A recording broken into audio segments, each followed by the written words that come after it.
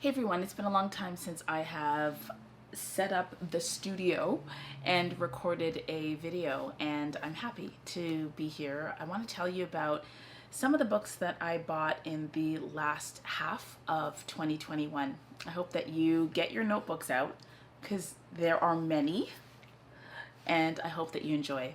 See you in a minute.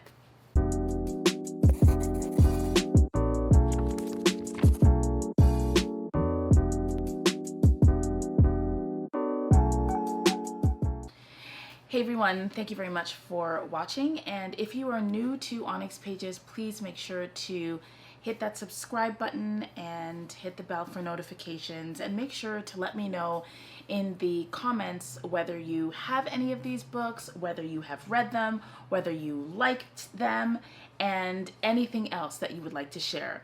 So let's get started, because this is going to be a very long haul video. There are about 50 books that I'll be talking about that I've collected, that have been given to me throughout the latter half of 2021, and I want to tell you about them.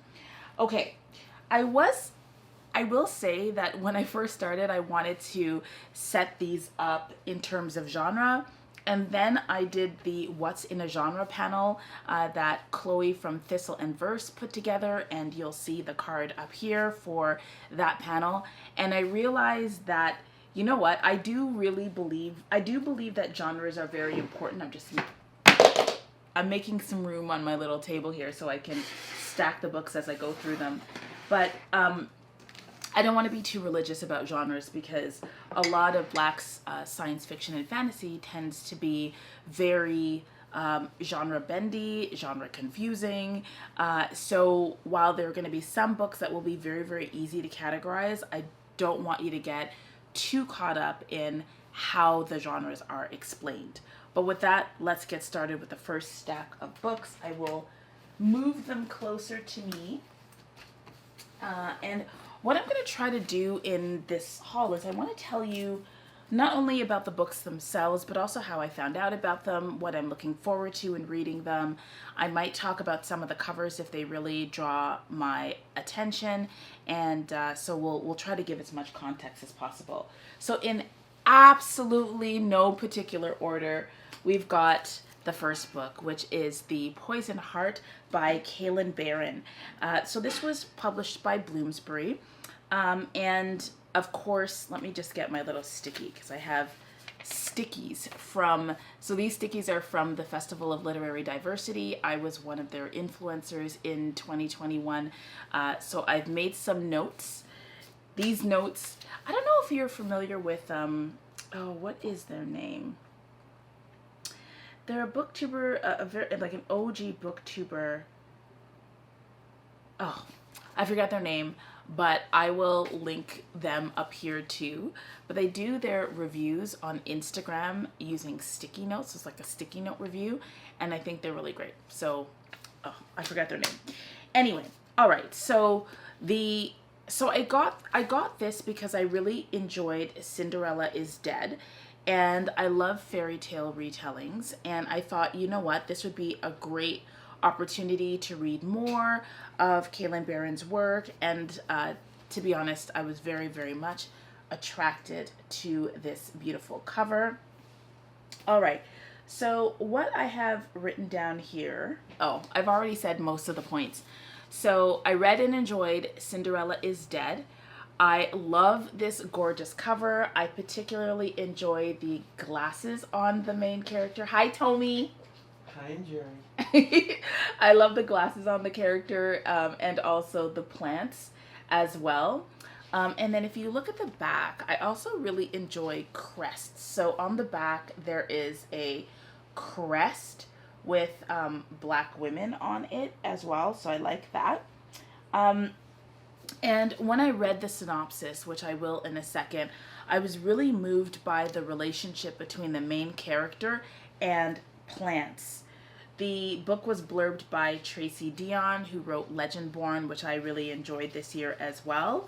And this gave me like secret garden type vibes. So I'm going to read the back. Okay. Strange magic blooms behind a poison gate. So I think the name is Briseis. I don't know how to pronounce her name. Briseis. So Briseis has a gift. With a single touch, she can grow plants from tiny seeds to rich blooms. When Briseis's aunt dies and wills her a dilapidated estate in rural New York, Bree and her parents hope that, surrounded by plants and flowers, she will finally learn to control her gift. But their new home is sinister in ways they never expected. It comes with a mysterious set of instructions, a walled garden filled with the deadliest botanicals in the world, and generations of secrets. There is more to Bree's sudden inheritance than she could have imagined, and she is determined to uncover it. From the best-selling author of Cinderella is Dead comes an enchanting story about a young woman with the power to conquer the dark forces descending around her. And we can always use a story about a young Black woman coming into her power. The book itself is really beautiful. We've got the gold foil crest in the front, and then it's the gold folding in the back, and then just your basic like red on the outside and, you know, sort of white on the inside. And what else? I enjoyed Cinderella is Dead. And I want to read more about her. So Kaylin Bayron is a classically trained vocalist. She grew up in Anchorage, Alaska. When she's not writing, you can find her listening to Ella Fitzgerald on loop, attending the theater, watching scary movies, and spending time with her kids. She lives in Texas with her family. And she's also on, looks like she's on Twitter and Instagram if you want to find out more about her. So that's book number 1. As you can see, this is going to be an extremely long haul. It might be an hour and a half. I don't even know. Okay, so now we've got an indie selection. So this is the Goddess Twins. And the Goddess Twins is a novel by Yodasa Williams. So got my little stickies. So these are translucent stickies by Cookie Sticker Co., where you can get lots of the drip washi tape and stuff. So I'll get to what I wrote in a second. But the first thing, I love stories about siblings. As an only child, I find the concept of like coming out of the same womb as someone else very fascinating, because that didn't happen for me. So I've always been very interested in like bio siblings, and all in particular twins, because I think there's something magical about spending the first 9-ish months of your life in a very enclosed, watery space with another human. So like, how can that not be a magical thing? So anyway, so this is the Goddess Twins. Nice dark cover with a lot of blue here. And this was published by Spark Press.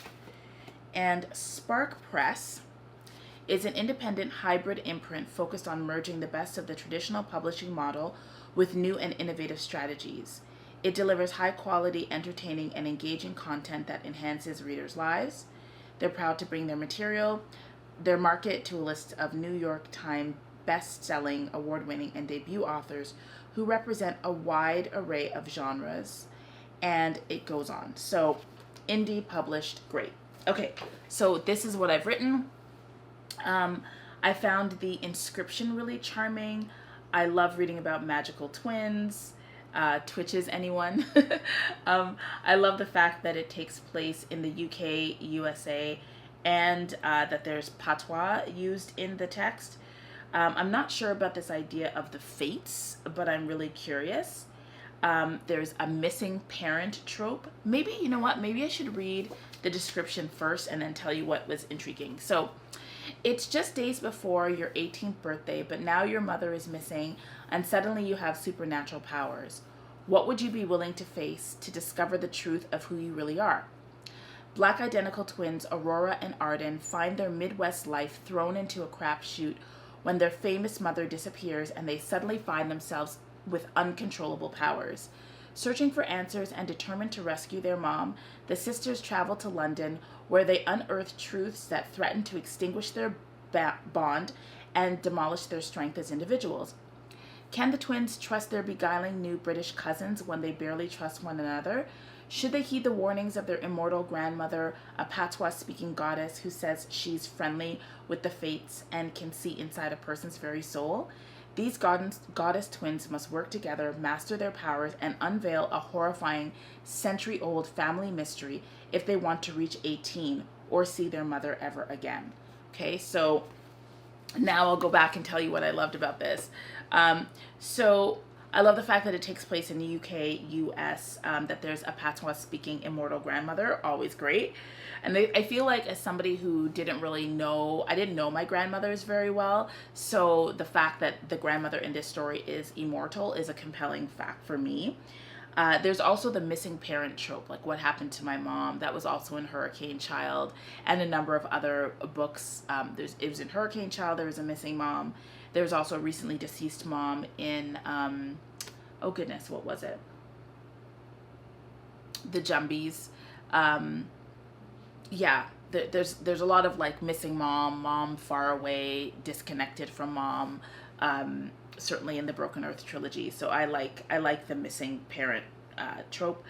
I also love when teenagers are surprised by magic powers that they have and didn't know that they had or can't control. So that I think works really well with any kind of coming of age story. And the mysterious cover is really cool. I put something down here about, so I read the writer's forward here, and she said something about, so Yadasa Williams is a powerful conjurer of black girl magic. She's 70% Jedi and 30% Sith, which is meaningful. She's a Jamaican-American writer, speaker, and award-winning performing storyteller. She's an alumna of VONA, Voices Travel Writing Program, and the creator of the podcast, The Black Girl Magic File. So you should check that out.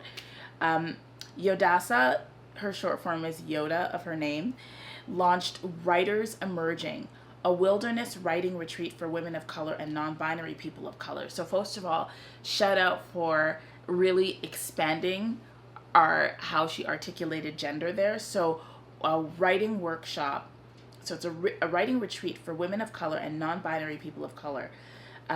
So you should check that out. It's called Writers Emerging. So like being in the woods, writing together sounds really amazing. And she currently resides in the Bay Area. This is her debut novel. So shout out for writers making space for writers while they are writing. That's amazing. So that's the Goddess Twins. All right. Okay, so book number 3 and also book number 4 were written by the same author, Kay Ankrum.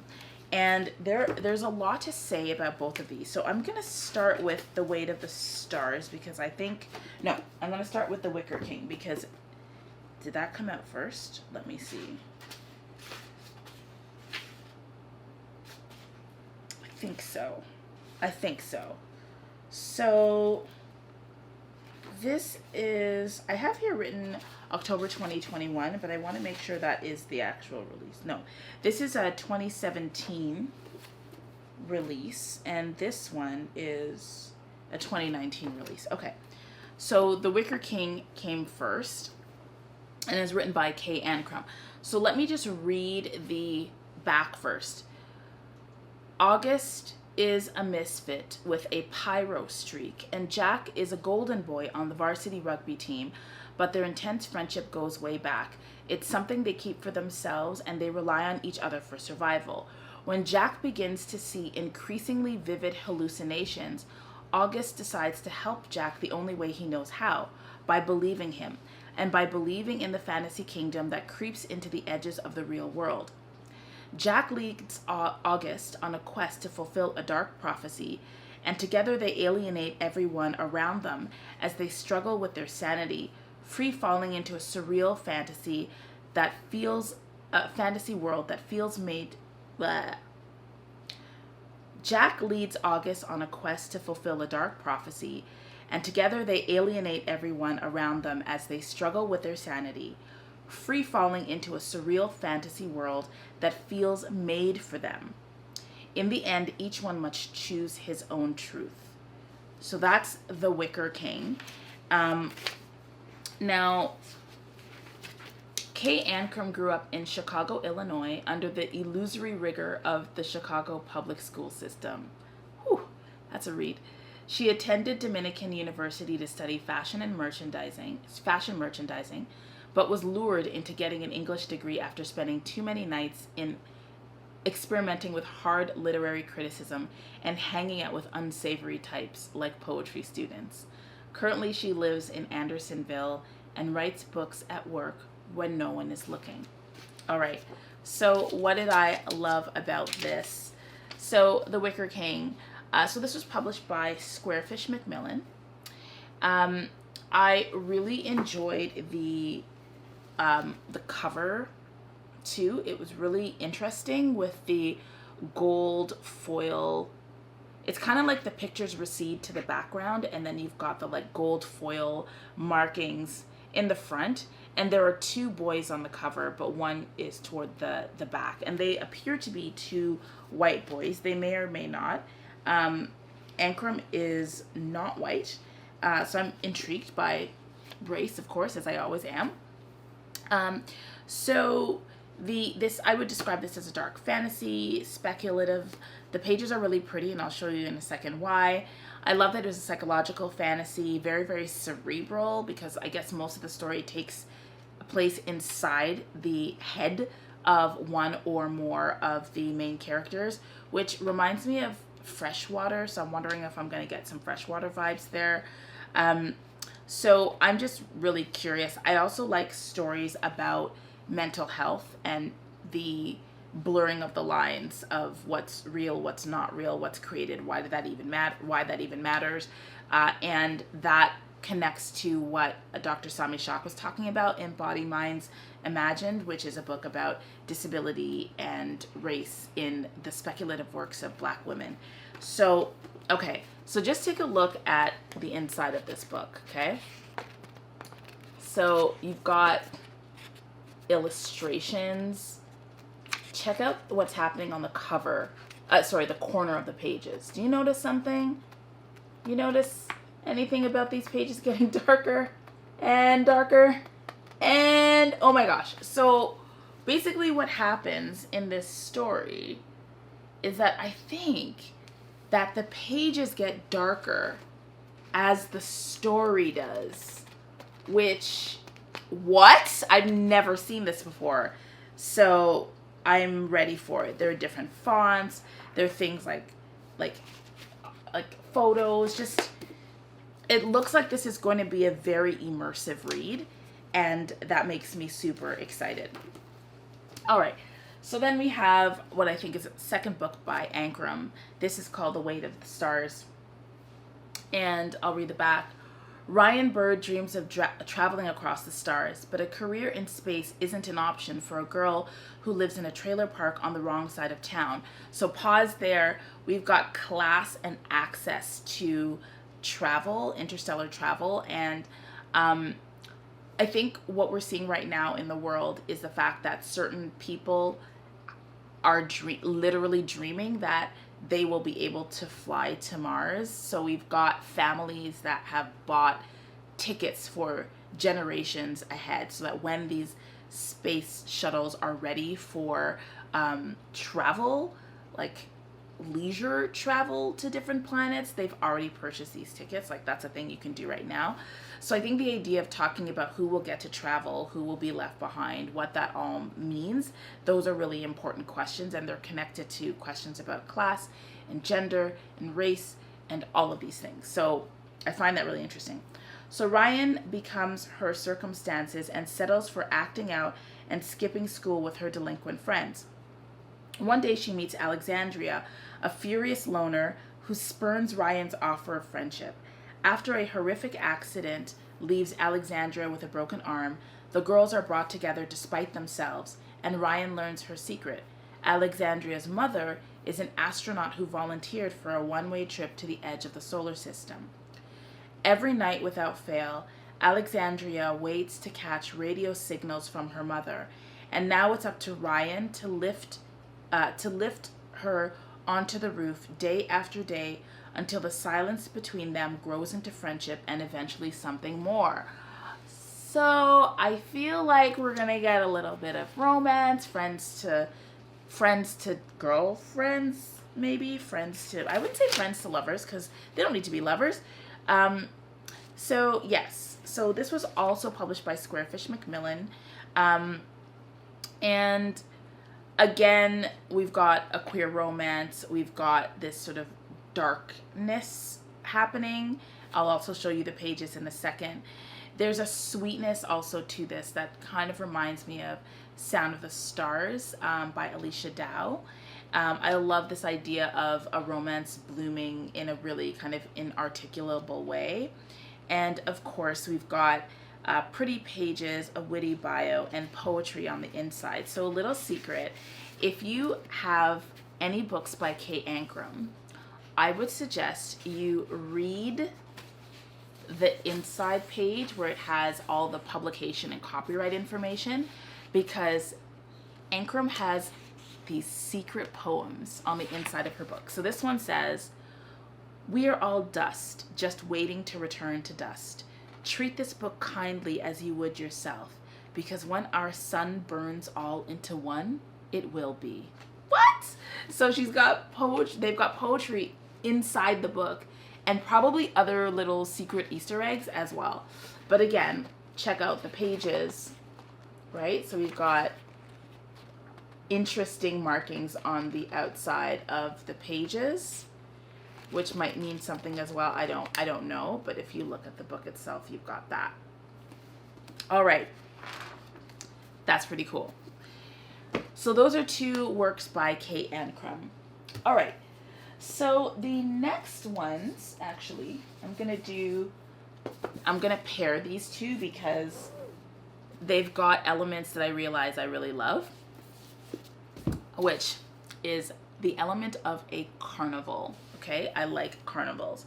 So this is Dr. Marvelous Jin's Odd Scholars. Okay, so this was independently published. This was published by, I believe this is, MV Media LLC. And so this is an independent publishing house. Are you still? Yes, you are still recording. A publishing house by, I think this is Milton Davis's publishing house. I will confirm that. All right. So Dr. Marvelous Jin's Odd Scholars. The year 1920.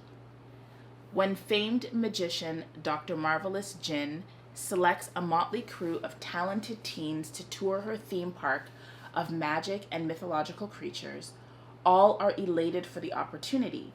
First, there's Brenda, the kleptomaniac inventor of thingamajigs no one knew they needed. Then there's Omen, a strong man itching to prove himself in a brand new arena. Wise beyond her years, Claire is a business-savvy sage who's been making ends meet since the age of 12.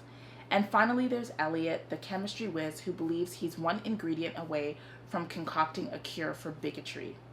Keep working, friend. Once they arrive, the odd scholars realize Dr. Jin is more than just a wealthy magician eager to provide colored folks with an escape from Jim Crow. From cotton candy teleportation to haunted obelisks and swallowing monsters, the motherland packs a thrilling and dangerous punch. All right, so there's that. I love carnivals. I love motley crews. I love people with odd, fantastical powers working together and like one kind of central kind of Dr. X person kind of bringing them all together. So I'm loving what I'm seeing so far. And when I picked this up, let me tell you a little bit more about the author. B. Cherise Moore is a New Jersey native and graduate of Rutgers University. Moore's poems and short stories have appeared in several anthologies and journals such as Chosen Realities of the Summer 2020, These Bewitching Bonds, and Fantasy Magazine. At present, she's a writer, educator, curriculum designer, and the host of More Books with B. Cherise on YouTube. and the poetry editor for Fire magazine of Black speculative fiction. Yeah. And she lives in Baltimore, MD, with her husband and precocious young son. Okay, so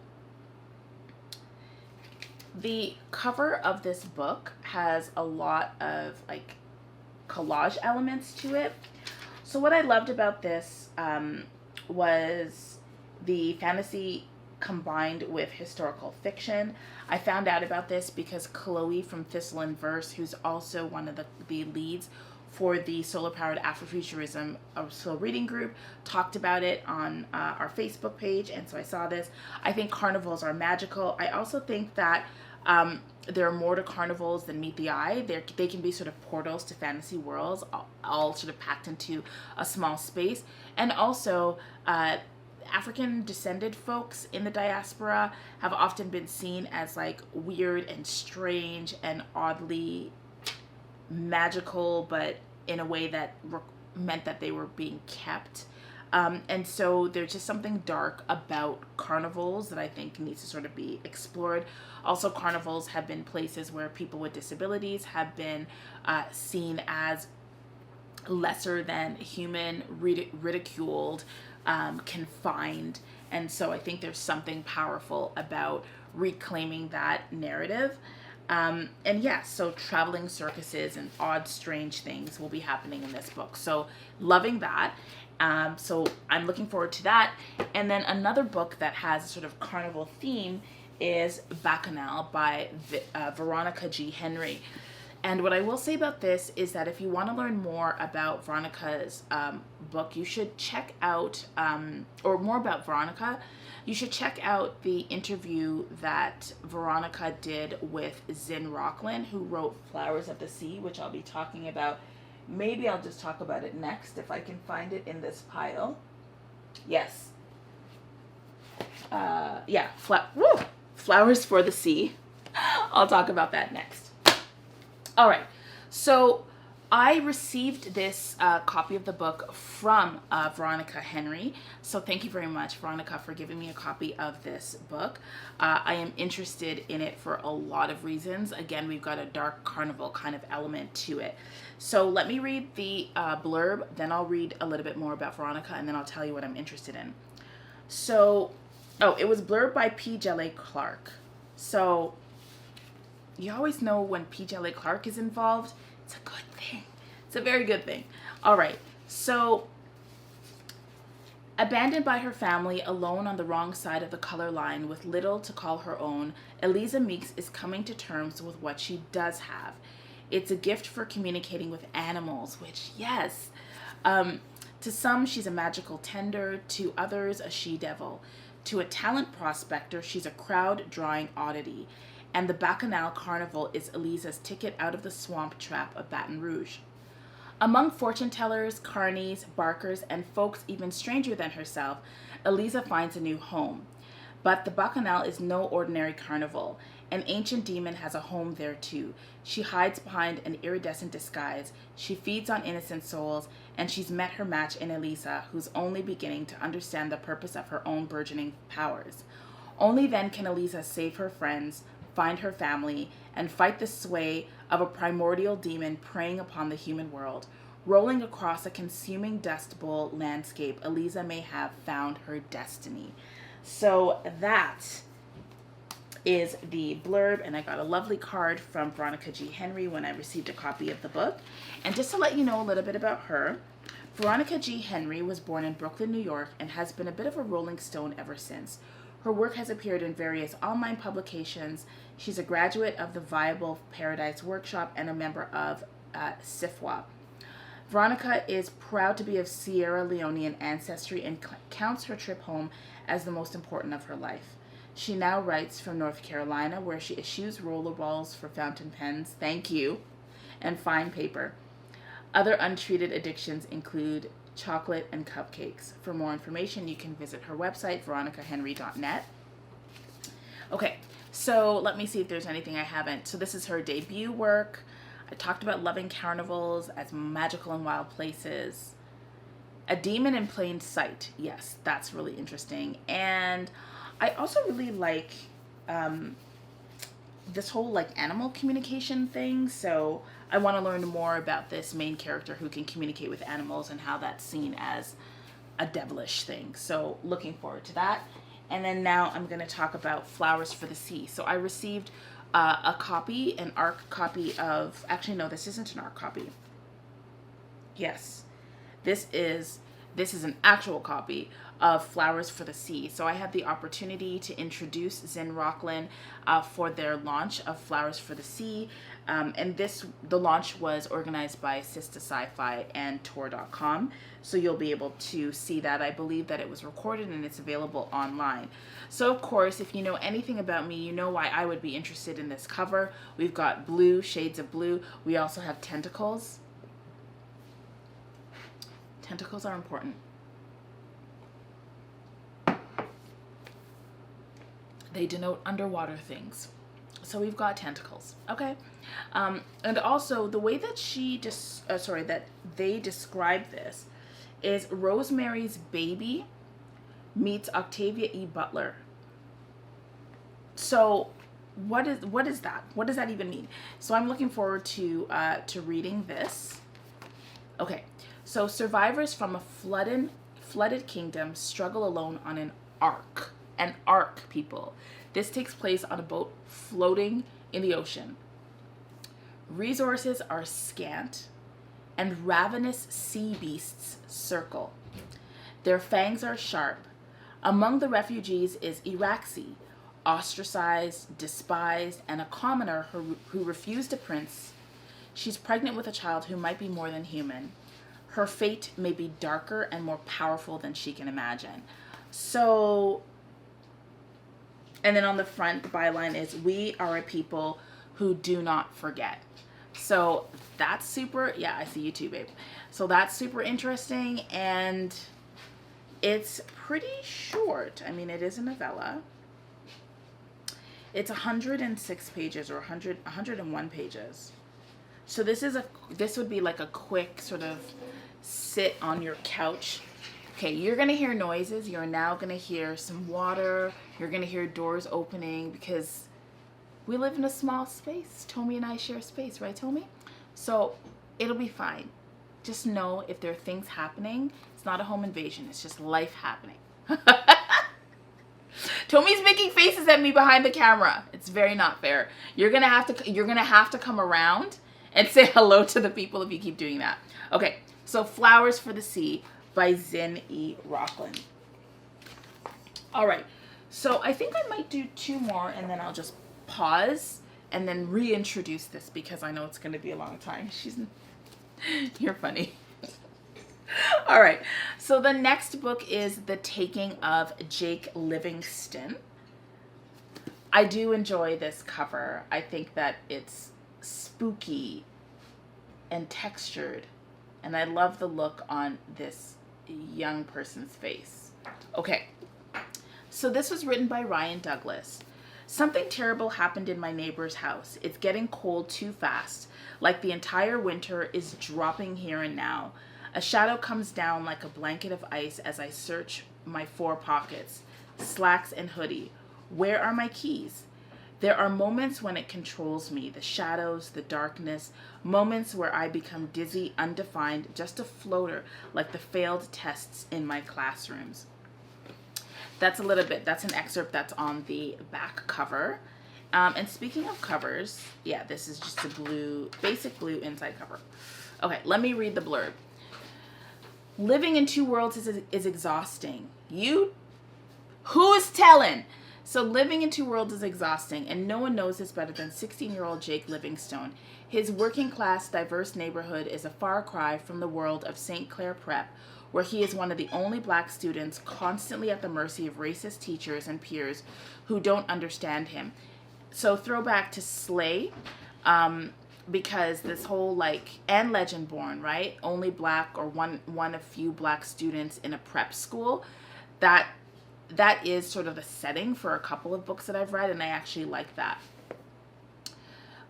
So yes, but when his neighbor, a survivor of a grisly school shooting, is murdered, and the bloody initials of the now dead shooter, whose name is Sawyer Doon, are left on the entryway wall of Jake's home, Jake is forced to confront another world he wishes he could escape, the world of the dead. As a medium, Jake sees ghosts around him all the time. Most are harmless, stuck in their death loops as they relive their deaths over and over again. They rarely interact with people. And while for most of his life Jake has avoided them, this time there is no running away. Sawyer was a troubled teen who shot and killed 6 kids at a local high school before taking his own life. Now he's a powerful, vengeful ghost, and he has plans for this afterlife, plans that include Jake. When Sawyer begins stalking him, high school becomes a different kind of survival game, one Jake is not sure he can win. So, dark themes, death, shooting. If that's not what you want to read, don't pick this up. Also ghosts. And I think that, over the past ever, we've seen a lot of stories about young black men being killed. And I think that speculative fiction offers us, as I've said before, reading purposefully and writing purposefully, speculative fiction offers us a way to kind of contend with some of the horrible things that happen in our lives and that happen in our communities. So yeah, this is probably going to be a difficult book to read, but I suggest that you pick it up. So Ryan Douglas is a queer black man. I love the engaging cover, and I just feel like there's a lot more to come from this particular author. So he was born and raised in Atlanta, Georgia, where he currently resides, cooking pasta and playing records. He enjoys wooden wick candles, falling asleep on airplanes, and advocating for stronger media representation for queer black people. He's got a website called RyanDouglasWriter.com, Douglas with 2 S's. So I'm looking forward to that. You want to get to your space, right? Is that what you're doing? Just come.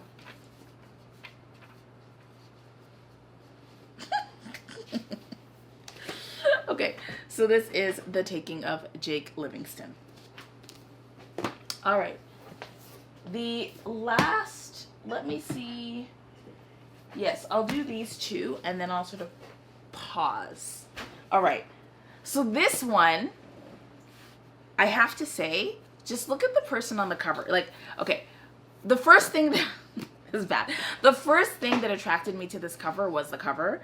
I love the colors, but I also love the person, the way that the person on the cover looks. So we've got I don't know this person's gender, but they're definitely masculine of center, with a dog with red eyes and magic in their hands. And I'm just like, can we have more characters that look like this character, right? We need more. I don't even know if this character is queer. I don't know if they're gender non-conforming. I have absolutely no idea, but I just know that I am not seeing earrings and lipstick or cleavage or I just love this. So this is the cover. The book is Bad Witch Burning. I'll give that a second to get some light on it. So yes, very excited about this. All right, so Bad Witch Burning was written by Jessica Lewis, and receipts. Okay, so let me read the synopsis. Cottrell can talk to the dead. Oh right, so this is Cottrell and Jake. This is good. Can talk to the dead, and she wishes it made more money. She's been able to support her unemployed mother and mom's deadbeat boyfriend of the week so far, but it isn't enough. Money's still tight, and to complicate things, Cottrell has started to draw attention, not from this world, but from beyond, and it comes with a warning: stop, or there will be consequences. Cottrell is willing to call the ghosts on their bluff. She has no choice. What do ghosts know of having sleep for dinner? But when her next summoning accidentally raises someone from the dead, Cottrell realizes that a live body is worth a lot more than a dead apparition, and warning or not, she has no intention of letting this lucrative new business go. Only magic isn't free, and dark forces are coming to collect. Now Cottrell faces a choice: resign herself to poverty or confront the darkness before it's too late. And this was written by Jessica Lewis, who's a black author and receptionist. She has degrees in English Lit and animal science. The veterinarian plan didn't work out, she says. She lives with her way funnier than she is grandmother in Alabama. Her debut novel is Bad Witch Burning. So loving the colors. And on the back too, this sunset, right? Orange to pink to fuchsia to purple to black. Somewhere in there is indigo. So gorgeous cover. So I even wrote here, love the book colors. That was the first thing. Love the color scheme. The color, the person on the cover looks really interesting. So ghosts and connecting with ancestry, those themes seem to be very important here. And I love the class commentary, right? Like, you know, it's important to think about why people might use their gifts for money and what that might require them to do and what sacrifices might need to be made as a result of that. And then, of course, the book is purple and orange, which is a color combination that we only typically, purple, orange, and black. So, like, very kind of Halloween-y colors, but also just gorgeous colors. So, looking forward to reading Bad Witch Burning. And then the final book that I am going to talk about is Witches Steeped in Gold by Shannon Smart. Now, I will say that I did pick this up a while ago. And since then, I've heard a number of things about this book. So I might not get to it right away, but here it is. So here we go. Witches Steeped in Gold. On the back it says, enemies bent on revenge, an unlikely alliance, one witch left standing. All right, so Iriah Adair has spent her life in a cell. Heir to an overthrown and magically gifted dynasty, she was exiled from her home on the island nation of Asa when just a child. But every day brings her closer to freedom and vengeance. Jasmine Carriot grew up dressed in gold, with stolen magic at her fingertips. Daughter of the self-crowned Doyen, her existence is a threat to her mother's rule. But unlike her sister before her, Jasmine has no intention of dying to strengthen her mother's power. Sworn enemies, the two witches enter a deadly alliance to take down the woman who threatens both their worlds, Doyen Carriot. But revenge is a bloody pursuit, and nothing is certain except the lengths Iriah and Jasmine will go to win this game. And this was published by Harper Teen. And so Shannon Smart was born in a small town in the south of England and can typically be found painting abstract canvases, playing netball, or teaching herself new scores on the piano. A lover of fantasy, in particular, Shannon's first novel is Witches Steeped in Gold. So, interesting cover. I was curious about the magic, young adult fantasy. I'm not really into monarchies, and I just wonder about two young women battling for the throne. So I just, what did I write here? So I guess the question is this going to give me anything new? And there are, when I hear some of the notes in this, I sense notes of Children of Blood and Bone in a way. And you know my thoughts on Children of Blood and Bone, and I think that for me this is about 600. Let's see. It has a very interesting system. So this is 533 pages. And I'll tell you why I said I probably won't get to this soon. And then the back is also quite pretty. And I think there's another book with a really gorgeous, another version of this with a gorgeous cover. So as a slow reader, it takes me a very long time to read books that are over 500 pages long. So if I'm going to commit to something that is this long, it needs to really be calling to me. This is not calling to me. I am intrigued by it because I think there is, I think it's always important to check out the debut novels of writers. And I also think that writers that center Black female characters can be, books that center Black female characters can be very, very, very compelling. It might take me some time before I get to this. So you might not see me talk about this. You probably won't see me talk about this in 2022.